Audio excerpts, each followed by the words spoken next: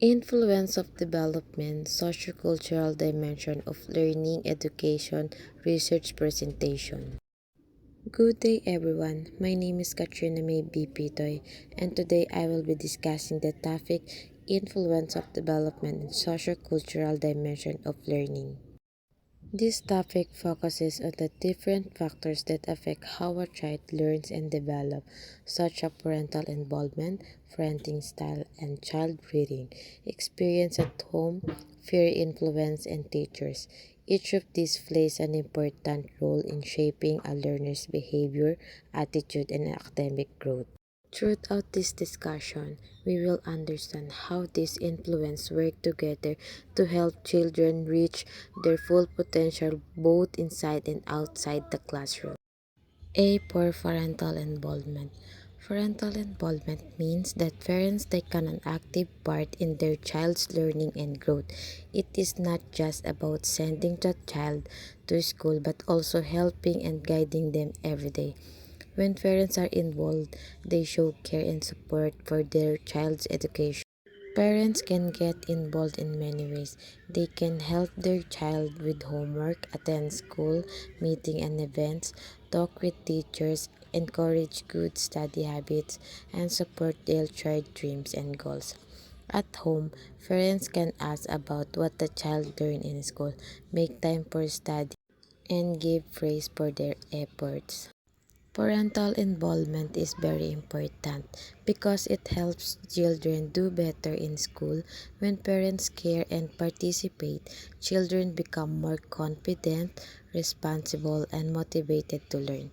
It also helps build a strong and loving relationship between parent and child. B for parenting style and child rearing. Parenting style and child rearing refer to the different ways parents raise, guide, and discipline their children as they grow. This style affects a child's behavior, attitude, and overall development. Every parent has their own way of caring for their child, but how they do it has a big impact on the child's personality and learning. There are four common types of parenting style.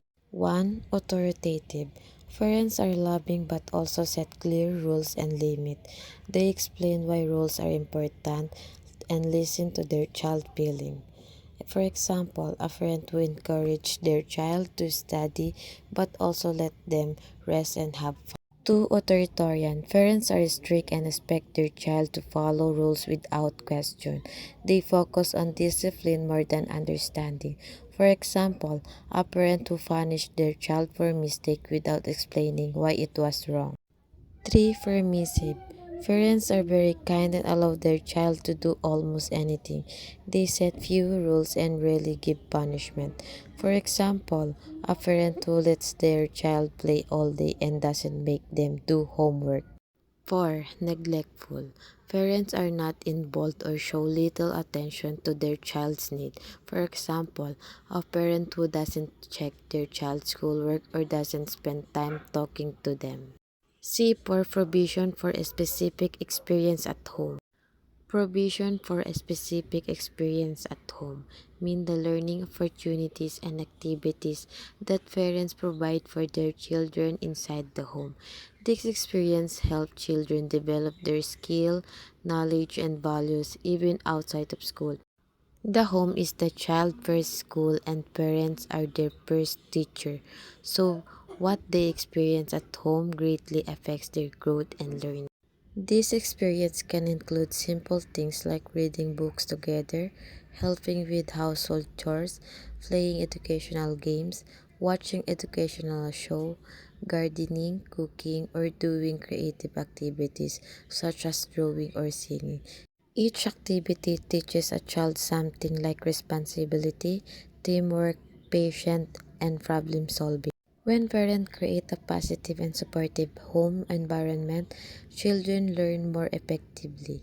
A home that encourages curiosity, respect, and open communication help children become confident and independent learners. D. For peer influence. Peer influence refers to the effect that friends or classmates have on a person's behavior, attitudes, and decisions. As a children grow, they spend more time with people their own age, called peers. These peers can influence how they act, talk, dress, study, and even how they think about themselves. Peer influence can be positive or negative. Positive peer influence help a child develop good habits and values.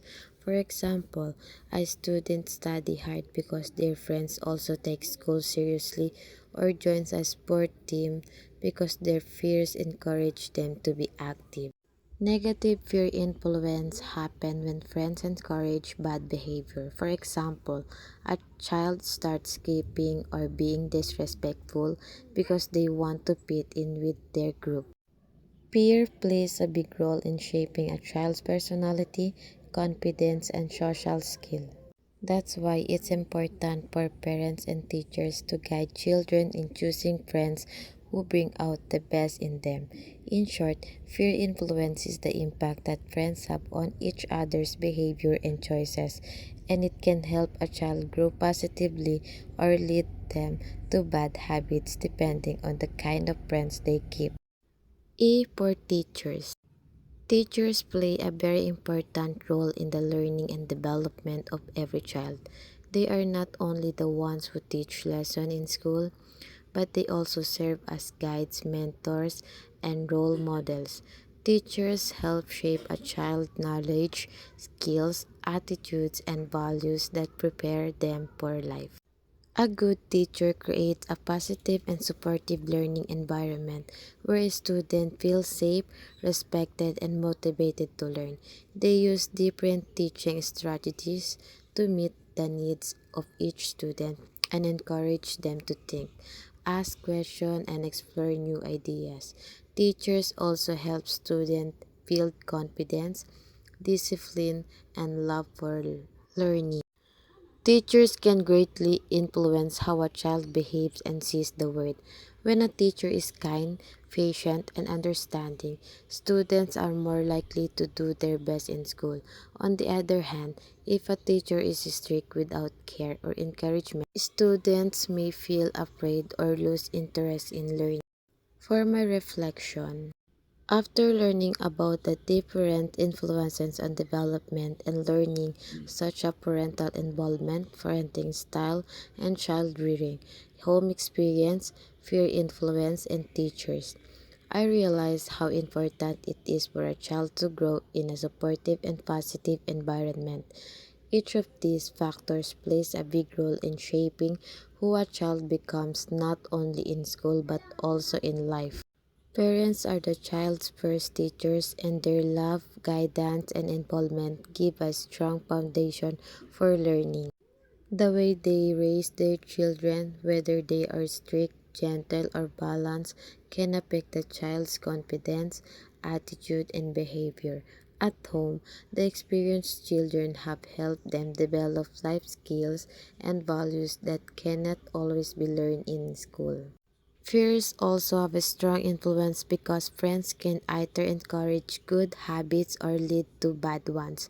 That's why it's important to choose friends who have a positive effect. Finally, teacher serves as guide who not only teach lesson but also inspire students to dream big and believe in themselves. From this topic, I learned that a child's development is a shared responsibility between the home, school, and community. When parents, teachers, and peers together in a positive way, children can grow to be a responsible, confident, successful individual. That's all. Thank you.